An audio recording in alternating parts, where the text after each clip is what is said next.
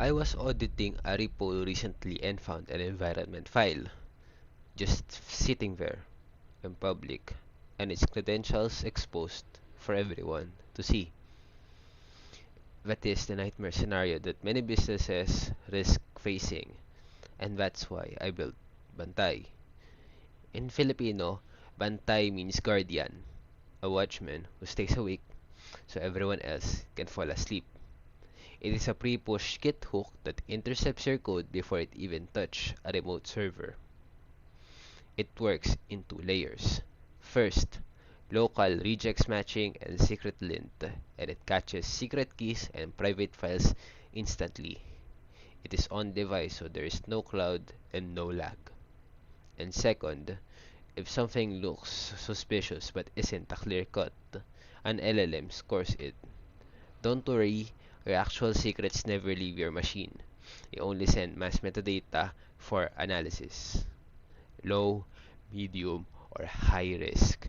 Let me show you how Bantay handles them. Now, before we continue, we need to set it up by typing Bantay login. From there, we need auth0 client secret, LLM API key, which for now uses Vultr, but any OpenAI compatible APIs should work. The notify server URL is next, and authentication details as needed. Bantay will now test the connection and bring you to a login page, and after we finish the login flow, Bantay is now ready to be used. We will now initialize the test. Upon initialization, it should create a pre-push hook that triggers every time the developer pushes code remotely. And now let's test it in different instances. First, a safe block of code. Since it doesn't match with the filters in the app, this should pass like normal. For the medium threat level, we need to have our phone, as the app would send an authorization notification that we need to accept within the 60-second time limit for the code to be pushed.